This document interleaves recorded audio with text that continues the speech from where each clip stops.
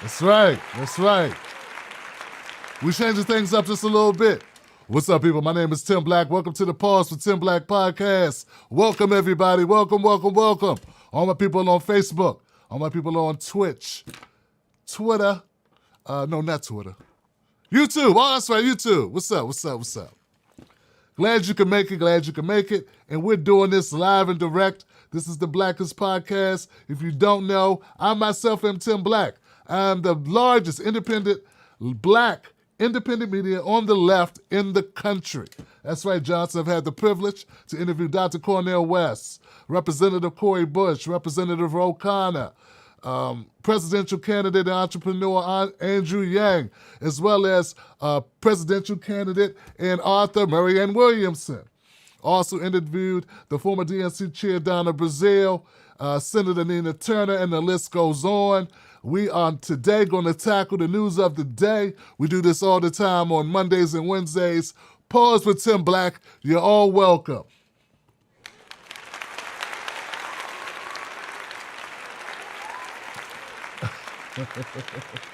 That's right. That's when politics meets blackness, Johnson. And we do it in a relaxed, blue little setting here.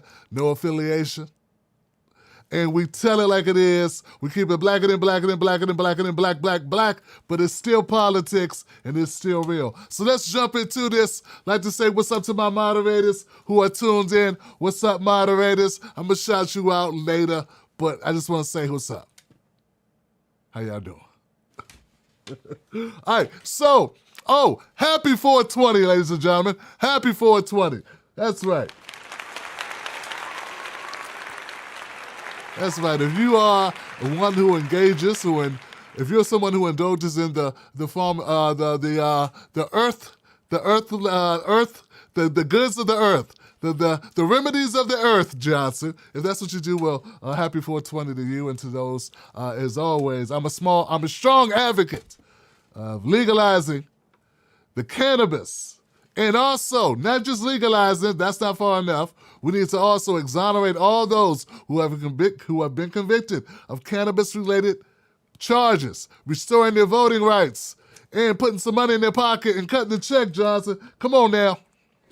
We can do that. That's right. So you just stumbled upon a channel where someone believes that if we live in the superpower, we live in the most powerful, most richest country in the world, we should be able to take care of our citizens, and that means doing right by them legally as well as social justice-wise. So let's do that. Don't just make it legal and give a bunch of room for a bunch of people to get businesses started who don't look like the people that you incarcerated. Come on now. JFK, he served the drugs of his time, but you know, everybody could open up a liquor store. So let's do the same thing with cannabis. Legalize it. It's a social justice issue. Little tidbit, little fact, Johnson. Black Americans are 4 times more likely to be arrested for weed, and in some places it's 5 times as likely.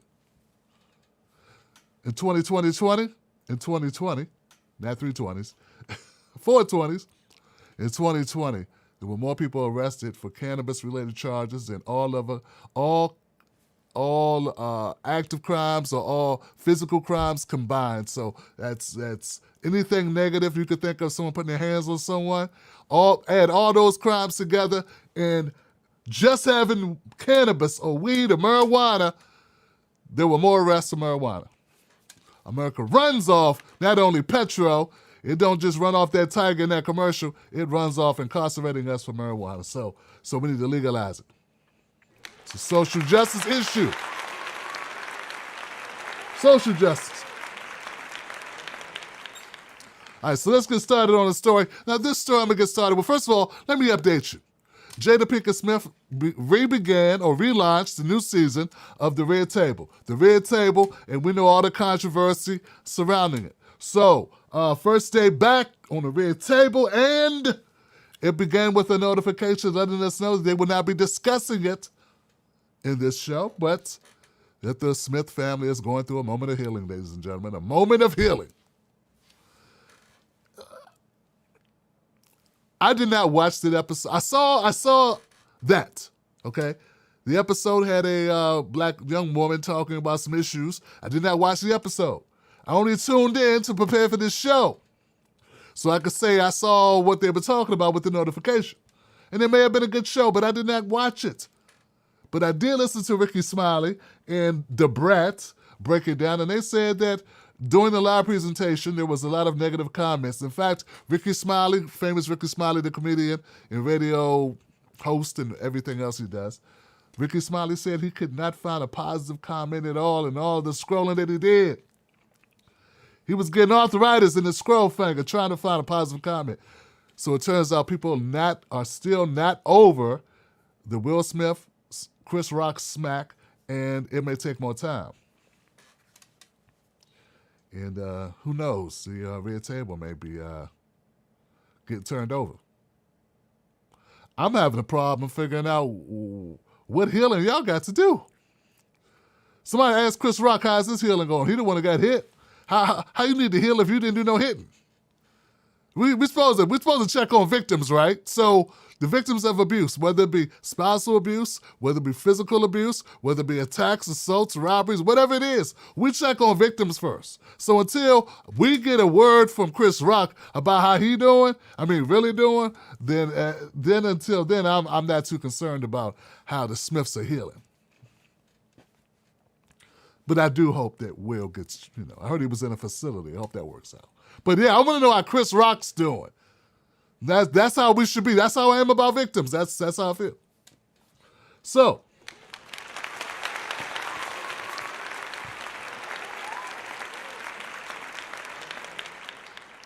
that's just how I roll, Johnson.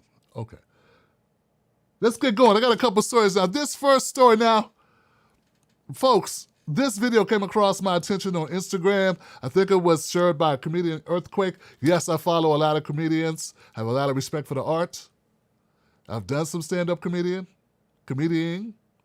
some stand-up routines, some stand-up comedy, folks. But I'm much more humble than T.I. I'm okay, but respect to the legends.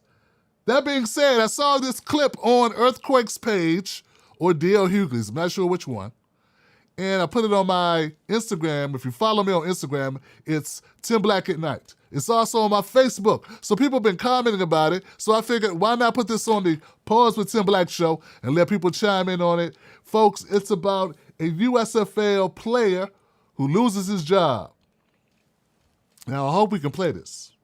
I have no idea where this actually originated from, but it's about 2 minutes. Hang in there with me. It gives you context to the conversation. If you don't watch the clip, it's going to be hard to talk about it. Here it is.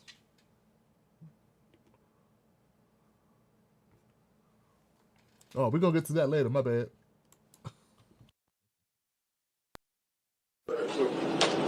John Peterson, Personnel Director. What's up, man? Hi, Coach. Good morning, man. Well, he crossed the line. So we had to deal with it. This is very difficult for me as a head coach, my first time. But we have a business. Okay, this is business, and you're a businessman. We all are, because that's the nature of the beast right now. But when I first talked to you guys on March 22nd, I had a handbook. I covered some items that were very important to me. Line 46 addresses that. Any disrespect of football or members, staff, USFL, hotel, etc., would not be tolerated. And it's been brought to my attention that has occurred with you. So unfortunately, hear me out, unfortunately, cost of doing business, I'm going to have to let you go. Okay? I didn't think I did anything or said anything disrespectful. I can tell you what happened exactly. It's not important right now. Right. It's not important. I don't know. It's already happened. Right. It's already happened. I didn't say anything disrespectful. He said, is that going to be a problem? I said, yes. That's it. And I walked away. I didn't think that was disrespectful. Me saying yes, I don't eat chicken salad. And I was like, is there another option? Walked in with pizza. And I was like, can I get a slice of pizza? He said, no. I was like, he said, is that going to be a problem? I said, yes. That's all I said. I didn't say no cuss word, nothing. That's all I said. I promise you. No disrespectful on my dad's life. I promise you I didn't say nothing disrespectful besides yes. And I appreciate you sharing that. But the matters, it's done. It's done. I appreciate you sharing that. But Good luck. Someone's feelings, hurt feelings, are a distant second to the greater good of the team. And we've moved on and turned that page, and I'm happy we did it. I can't mope about something. Just go home and work. I ain't no dumb dude, so I'll figure it out.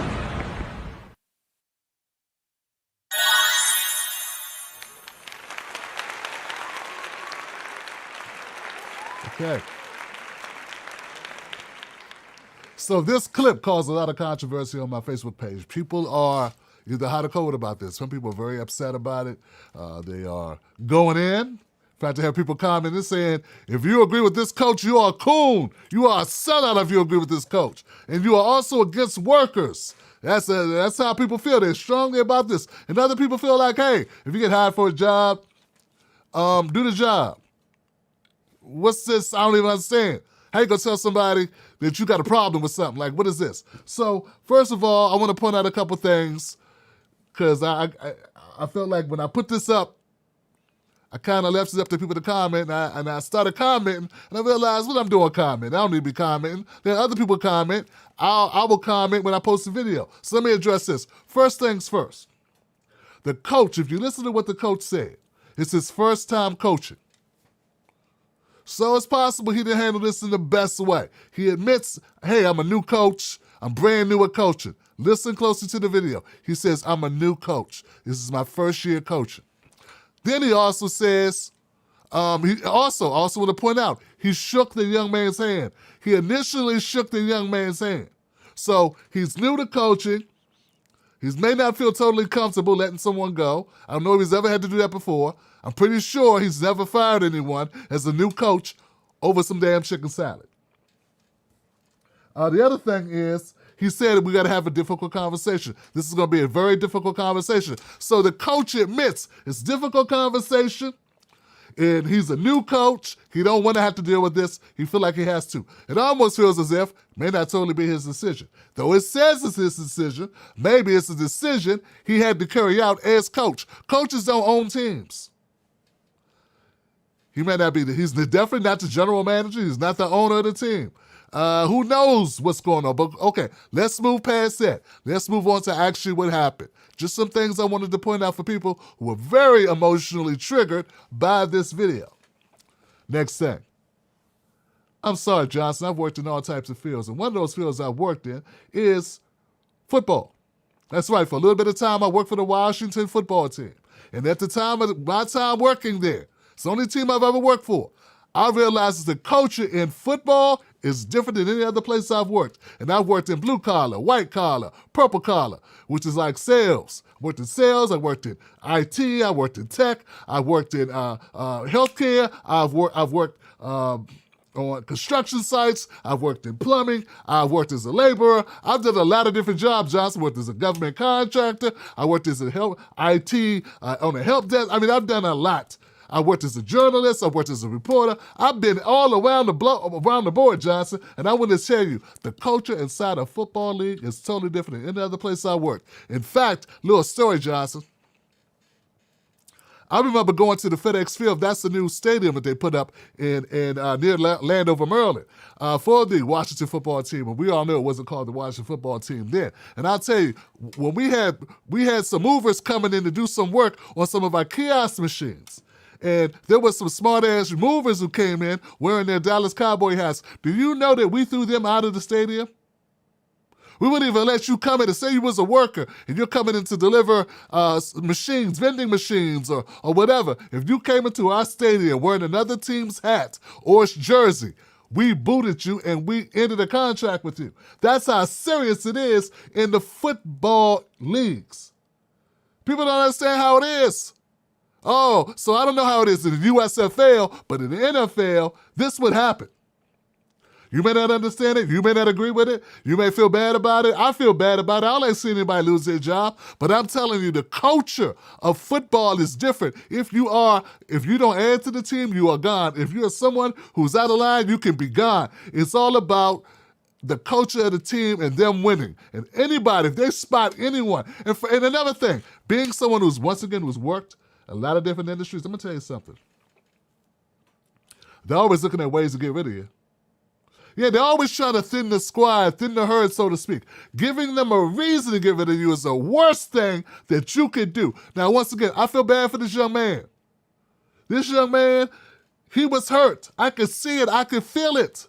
I could feel his pain.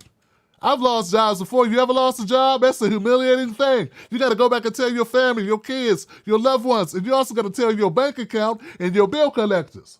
So I know what that's like. But that does not negate the fact that at the time, he was not thinking about any of that when he had the mouth. See, what you say is important. If someone says you have a problem with something and you say, yeah, I got a problem with that, I highly doubt the way that he said I got a problem with it was all nice.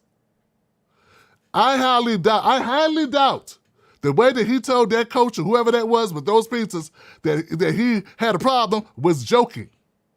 Because he would have said, hey, I was joking when I said it. I was laughing. Yeah, I got a problem, man. Come on, man. Hook a brother up. Nah, he said it with an attitude. Folks, I don't know where you work at or where you've been, but when your company provides you meals for free, you eat them or you don't, but you don't get to say, give us something else.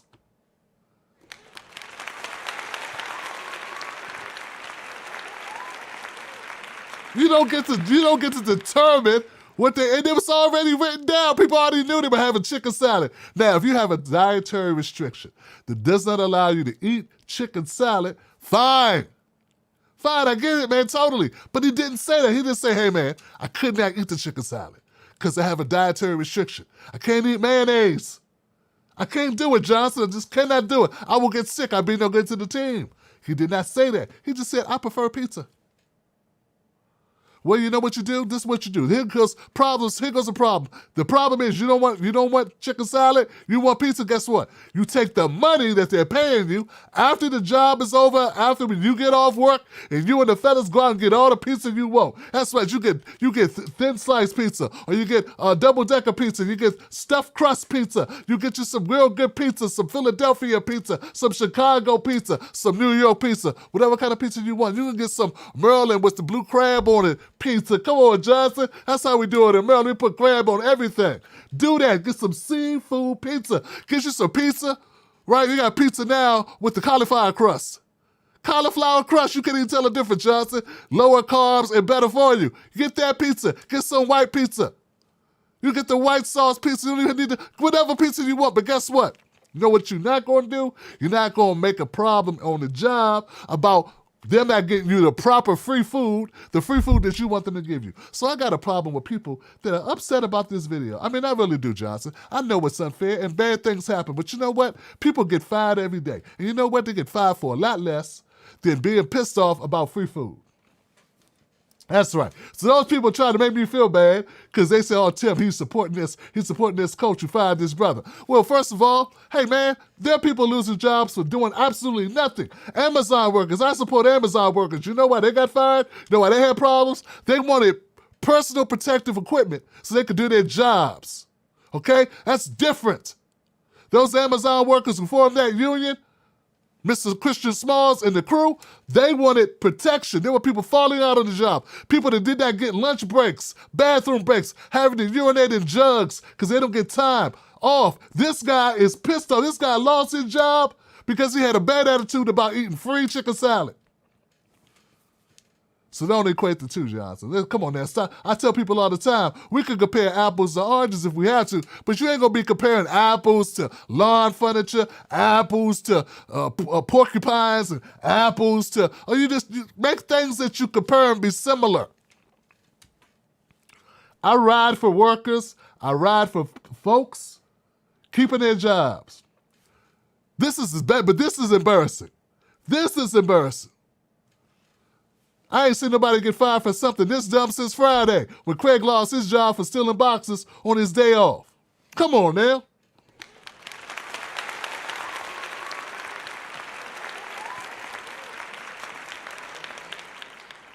This also bothered me, Johnson, because it made me think about all, it wasn't just this young man who made this mistake on this particular day. Hey man, things happen. Maybe maybe things work out in the future, some other place. You learn an invaluable lesson. You go on and you pick yourself up and you keep on going. But what bothered me were the grown men, and I'm assuming they were grown men, the grown men in the comments section caping for this type of activity. It's the fact that I know that some of them have kids. You're going to raise your child to think when you go on a job that you get paid to be, you get paid to be there. You ain't a slave, you get paid, Johnson. People were talking like this was slave. Like, oh, Lord, oh, Lord. No. This is not slavery. Slavery was slavery. This is a guy getting paid money to play a game and eat free food at a free hotel and upset that he ain't getting the type of free meal he wants. It sounds like prima donna nonsense. That's what it sounds like. And you know what? There are a lot of players people don't want to talk about, but there are a lot of players in the NFL, in the NBA, in the UCLA, or what have you, in MLB, who get treated very special their whole lives. They get treated special. They don't show up for class. They don't do no homework. They get all the pretty girls. They ride in fancy cars. Someone get paid under the table. They're not used to regular life, and then they get used to getting whatever they want. And sometimes you got to check somebody like that. Sometimes. I'm not saying that's what the case with this particular brother. But don't be raising your kids to believe that they're entitled to something. You ain't entitled to work to have a job playing football. You are entitled to respect and dignity. And if those people don't treat you with respect and dignity, that's a different story. You're entitled to a fair wage and to receive your money. But you are not entitled to get pizza. All right. This is not jail. In this world, when you do a job, nobody's obligated to feed you. And if they are, they're not obligated to feed you a certain thing unless that's already been stipulated. All right, so people say they need to form a union. Well, yeah, form a union. But you're going to have a hard time putting in the union rules that you get to decide what they buy you for lunch. It's crazy, Johnson. Okay. I think that's all I got on this story. It just really bothered me, man, because they're grown men. You ain't right. Somebody jumped in my comment section and said, you a clown if you agree that this brother should be fired. Hey, man, I'm not saying he should be fired or not fired. What I'm saying is your attitude counts. And if you're going to tell somebody you got a problem, come on, man, that sounds like street shit. You ain't no gangster. You a professional. Nobody wants to hear I got a problem. Come on now. We know what that meant. Tell somebody, you got a problem? Yeah, I got a problem. That sounds like fighting words. Now, I know it could have went a little bit different than what I'm saying. I'm imagining the worst case scenario. It just sounds bad. You got a problem? Yeah, I got a problem. That sounds like somebody who wants to have, what? A problem. And you know what? People are not obligated to put up with problems. They want to get rid of problems. And that's the point. And then also, what you did was make sure they have no more problems. And you know what? They get to use you as an example, Johnson. You became the example of the year. That's right. You did that. I remember one story. Let me share one story. It's not even my story. It's by Clifford. What's Method Man? That's his real name, Method Man. Method Man tells the story of working on HBO's Oz. How many people remember Oz? It was on HBO. It was a miniseries. It's about these brothers in the penitentiary, in the Oswald maximum security prison, penitentiary. Okay. This was Method Man's first real acting gig, right? So he's a big-time rapper, and he's young, and he's got this acting job. And he's excited to do it, but he's not the most disciplined person. Because when you're a rapper and you got hit records out with the Wu-Tang Clan, sometimes you show up when you won't. And sometimes you show up high. Okay, so Method Man was showing up late when he wanted to. And someone said, hey, Meth, you need to be on time, man. The directors ain't going to go for it. They're going to fire you. Method Man's like, how they going to fire me, man? I'm already on tape. I'm already in certain scenes. And he was in certain scenes. I remember him being in certain scenes in Oz. But he kept coming late. And then one day he came in and he read the script and he was killed off the show. That's right, they fired him by killing him off the show. He couldn't believe it. And it stung being fired off a show.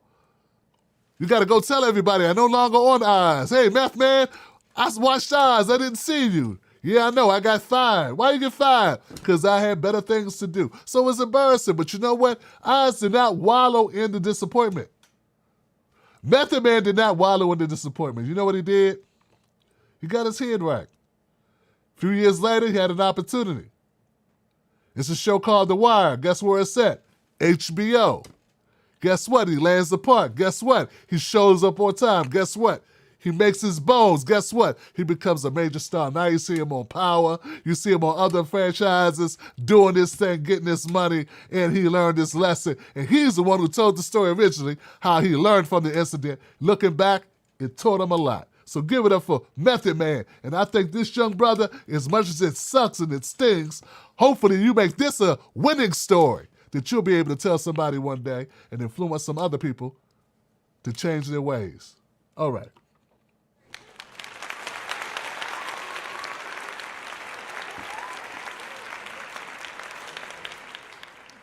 Besides, ain't nothing wrong with chicken salad. Okay, next story, Johnson. Now, this is a little bit more serious. I saw this morning. It gave me, it made me upset. I'm going to be honest with you. It made me pissed off. And I don't like seeing stories that piss me off in the morning. It makes me disagreeable as I go over my coffee, you know? But okay, here's the story. Young boy in Syracuse, New York, gets manhandled by police officers. Here goes the clip. I'll see you on the other side.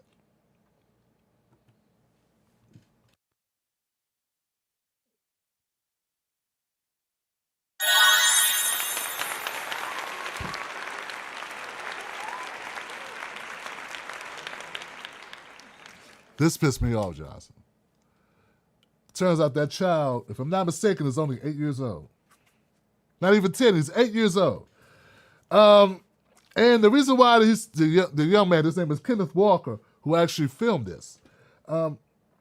Before he started filming, he saw that the young man, the child, not a young man, child, had some Doritos. And those Doritos are all over the ground. I don't know if you can see that in the video. But the young man did have Doritos. The child had Doritos. So apparently, or allegedly, he took the Doritos out of the store. Okay, so that's what this is all about. Some damn Doritos, Johnson. A small bag of Doritos. This is a big bag. It doesn't matter. It's Doritos. And you are yanking this young kid up off of his bike and throwing him in a squad car for Doritos. Okay, so that's a problem, Johnson. I have a problem with our young people being treated this way. But there is more to the story. It turns out the officers did not handcuff this young man. They put him in the back of the car. They wanted to scare him straight. They took him to his parents' house. They did not take him to the station. They took him to his parents' house, and they already knew where his parents' house was because this is not the first time that they picked him up and brought him home for stealing. So it gets a little bit more ripples to it, doesn't it? Now, the dad of the young man, of the child, the father of the child, was still upset when he saw the tape. He said, there's no reason for you to treat my son this way, to be so aggressive. And also the Syracuse Police Department is investigating it. But it appears that there may be more to the story or may not be more to the story. Here's the thing, guys. We have a reflexive reaction to the way our children are treated by law enforcement because we know how we've been treated and we know how others who have been treated. So this is very reasonable for, I want to applaud the person with the film. Hey, first of all, I don't know if the officers were going to take him home or take him to the station. They may have took him home only because it was being filmed. We really don't know. We don't know what was going to happen. None of the officers said, hey, we're not arresting him. We're taking him home. If that was the decision, why not say that to this young man, to the brother that is making an inquiry and is filming it, okay?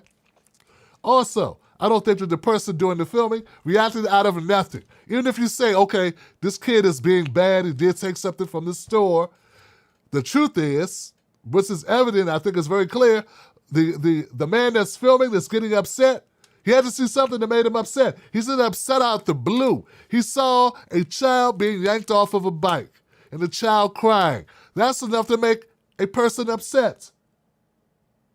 And I applaud him for getting involved. We don't know how this is going to go down. We don't know what's going to happen. So this is good. So to those people out there, there were people in my comment section once again, most of them thought the officers were overstepping their bounds. But there were a few people saying, hey, well, if the child stole, he need to be taught a lesson. Here's the thing. Officers don't get to teach us lessons. Parents teach us lessons. Okay?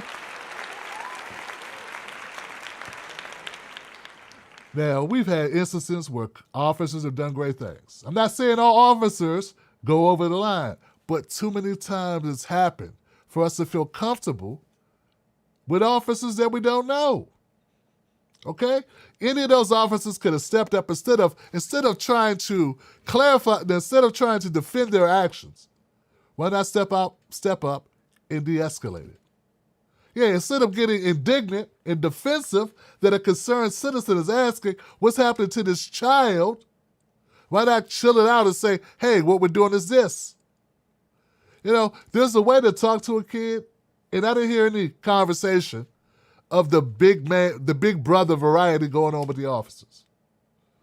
Yeah, so I think it was a missed opportunity for the officers to do one of those. You know, we see these feel-good clips every once in a while. We see them when the police love to support those and circulate those when the officers are playing catch with the kids. Well, sometimes, officers, you're going to have to be the big nice cop when a kid does something wrong, too. You can't, everything is not a nail, and everything does not require you to do something using testosterone. Sometimes you need to use some of your other human characteristics, like compassion, empathy,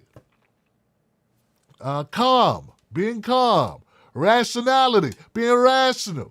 You know, we're still talking about a goddamn bag of potato chips. Doritos are good, but they're not that good, okay? Okay, so here's the other thing. I don't know the dad, I don't know the mom of the child. You have a child that's on a bad road, I would hope that you would step up and do what's necessary to get them some help. I'm not going to leave that part just dangling out there. I'm not going to pretend that it's not an issue, okay? Okay, I still remember the story of the Korean Mart.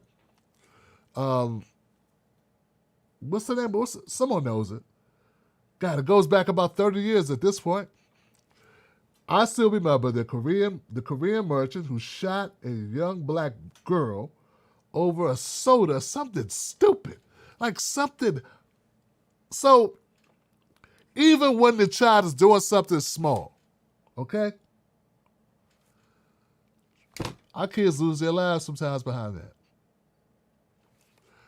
So, I'm not even about putting blame on the parents. What I'm saying is, this could have ended a lot of different ways. And as I recall, the merchant who shot that unarmed black child in that store did not go to jail. That I remember very well. I don't remember the name of the merchant. I don't remember the name of the young black woman or black child, teenager, who was shot. Somebody remembers. I know somebody remembers. It's a very popular story.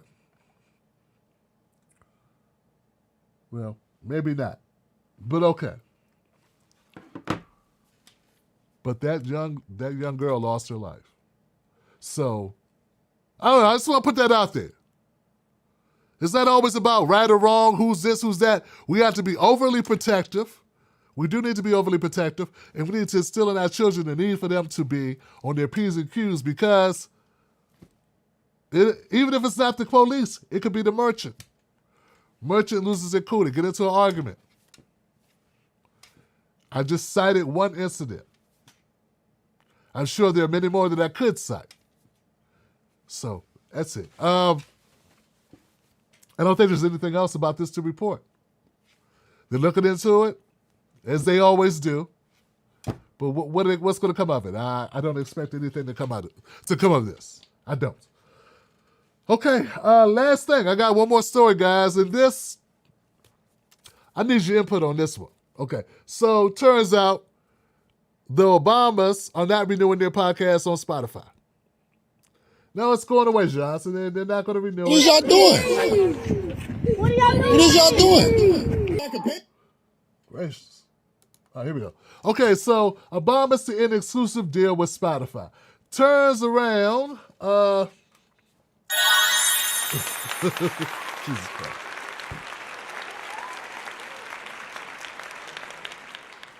Let's take a beat. Jesus Christ. Why am I in a rush? You know?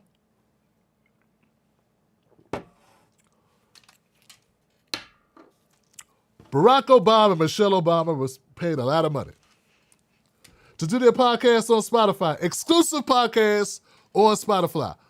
Folks, I have not listened to a single episode of either Obama, but my understanding is a lot of people did. I don't know who those people are. Don't know if I want to know. I can't imagine anything that they have to say would be that interesting. You were the leaders of the free world. And what I remember most of Obama saying was, I can't help you, black people. I can't help you. I ain't the president of black people. I'm the president of American people. I ain't got time. What I did not hear Trump say is, I'm not the president of white people. I'm a president of American people. I never remember him saying that. I don't remember. But anyway, so I don't know. But I guess maybe it's something he had to say. I mean, he's charismatic. He can speak well. Maybe people love this podcast. They like Bruce Springsteen. Michelle Obama apparently had a podcast where she talked with family members and loved ones about things. So anyway, they're very popular people. Very famous. Everyone knows them across the world. They're a huge draw. Here's the problem. They have a production company. Their production company did not want their shows to be just about them. They also wanted other people to be on their shows, like probably Chance the Rapper, or Common, or Beyonce, I don't know, or Oprah, I don't know. But Spotify is like, hey, we paid you hundreds of $1 $100 million. We want the Obamas. We don't want other people. And the Obamas are not used to having a tight schedule of work. Yeah, like, once you become president, you shouldn't have a regular job. So that was the other thing. Like, the Spotify deal expected them to do more episodes. They're like, not really. Not going to do it. Not so much. Not going to do it. So that was another part of the problem. So I'm not saying they're off Spotify, but their contract will not renew, and they're going to be pursuing other opportunities with various other platforms. I don't know who has the money to pay for the Obamas, but I guess, you got Amazon, you got maybe, you got Amazon, Netflix, I don't know. Who else? Maybe HBO? I don't know, but there are other networks that are out there, just not Spotify. So iHeartRadio. iHeartRadio is one of the contenders. They may be in a bidding war. So, I don't know, man. It just kind of sits weird with me, A president doing us, creating a media company. It just, it feels dirty, man. Like you're the president. I don't know, man. I'm used to presidents kind of going off into the sunset, Give some speeches, talk about what you would have done if you could do it over again, write a few books. I don't know, just a production company? I don't know. Because all I want to know is, why didn't you do more? Where's the health care? Like, forget Obamacare, how about free care? That's, about that shit.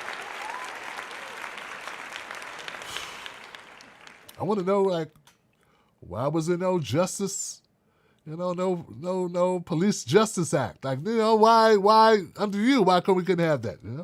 You from Chicago? We got no Civil Rights Justice Act. They just passed an anti-lynching bill. You couldn't do that.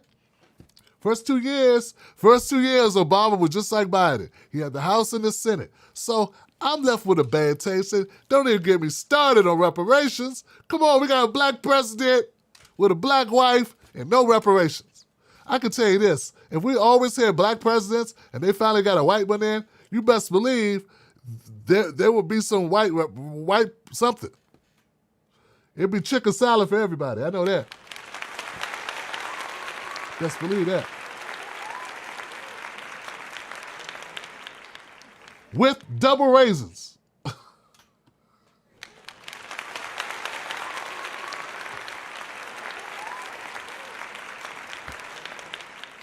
I got a feeling whenever we get a Latino president, the first Latino president, that's going to happen at some point because we got to run out of all the identities. All the identities have to be covered. There's going to be some special stuff done for Latinos. And no one's going to go, why? Why? Why you do that? You're a racist. They're just going to go, okay. Because that's how America's built, man. So, no, let me know what you think about Obama's podcast. If you've ever listened to it, am I missing something? Is this one of the greatest podcasts? It's one of the most lucrative podcasts. I'm sure he gets the best advertisers. He's not hurting for cash at all, and people tune in. But I'm just wondering, like, what's in it for the viewer? You know, who's not, vote blue anywho. Like, what about discerning viewers who, like, kind of don't have the luster on the president that we had, My eyes are open. I see clearly now that Durant is gone, That's how I see it. I don't know how you guys see it. That's how I see it. But I would love to have an opportunity to talk to Obama, man. Now, the closest I got was talking to Donna Brazile.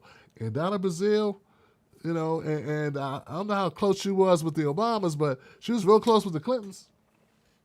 And the controlling nature of these types of elitist people, these people on these levels, are astronomical. They don't play. You know what I'm saying? They do not play. And looking back at how the elections have gone, I look at it and say, Obama, I feel like Obama put Biden in place. He told everybody he made deals. He helped cut deals for all the rest of the Democratic nominees who were running to drop out. All the other Democratic people running in 2020 dropped out, and they made way for, Joe Biden. So we got Joe Biden now, and it's just, I don't see nothing to write home about. That's how I feel about it. But let me know what I'm missing in the podcast, because they're paying millions and millions of dollars. Like, I just want a few $100,000. I'm sure we could maybe $2 million. Maybe I'm worth $2 million. Come on, the Tim Black podcast, the Pause with Tim Black podcast. What's that worth? Obama, I got a great podcast. Want to put that on your network? Because I know you got the pull. Okay, no, okay, thanks. But I can continue to live in the country. I'll take that deal. You won't kick me out. Okay, I appreciate it. All right, guys, that's really all I got. Now, tomorrow is production day on the Tim Black Show, but on Friday we have the call-in show. People will call in on Friday for Freedom Friday. You get to speak. I love it. I appreciate you calling in on Fridays. Take the weight off, brother. I ain't got to say everything. I ain't got to do a bunch of talking.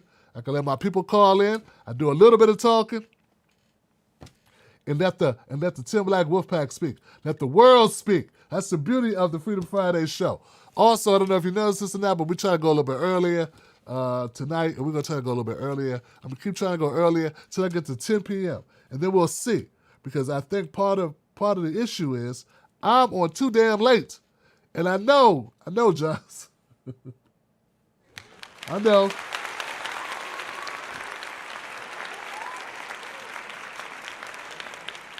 People have been telling me this for the last 3 years. Tell me, come on too late. Okay. I gotta make changes. That's it. It's like I'm always looking for more information, new ways to start the show. So I gotta just go at 10. We're gonna get as close to 10 as possible. So anyway, that's what we're doing. All right, that's it. I'm Real Tim Black on Facebook and Twitter. I'm Tim Black at Night on Instagram. Become a member of the show. Go to jointimblack.com. If you want to watch content, go to watchtimblack.com. So join Tim Black to join, watch Tim Black to watch. That's what you need to do. Wherever you are, type that into a browser. You'll end up where you need to be to check out the Tim Black Show. All right, guys, thank you so much. And now let's go to the comment section. Anybody on the super chat? Anybody in comments? What we got? What do we got, Johnson? What do we have here? What do we have? We have Tony D. Ron DeSantis is canceling math because of CRT. Showed Ron DeSantis is canceling math. Numbers make white people feel bad too. Just the number, not just the numbers of slaves, but not the numbers of churches that were bombed, not the numbers of lynchings, just numbers in general, Tony. That's crazy, Johnson. Boy, Ron is something else. Hey, Ron, Sheldon Hughes says, great show as always, Tim Black. Hashtag reparations. Hashtag cut the check. B1, my brother in the house. That's what's up.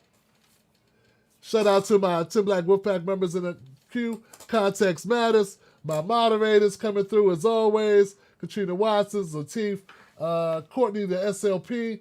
Hey, folks, to my moderators, because you all hear it right now, I have a member, Scove.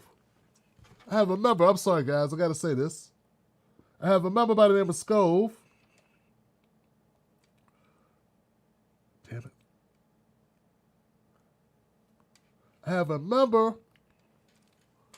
who I want reinstated. Susan. That's her name. Her name is Susan. Susan Bradley Scove. She's a member. I've talked to her. Please, let's not ban her on the show. Let's let her come back. And we've had a conversation. And trust me, we had a good conversation. And she says a bis misunderstanding. And could we let her back in? So I'm going to unban her. I just want to let you know. Best way to let you know is during the middle of the show. Much love to everybody. Much love to my supporters. Much love to my moderators. You guys do an excellent job. Thank you for all you do. That's all I got. I'll see you on Friday. Wolfpack, cut the check, reparations, B1. Till next time.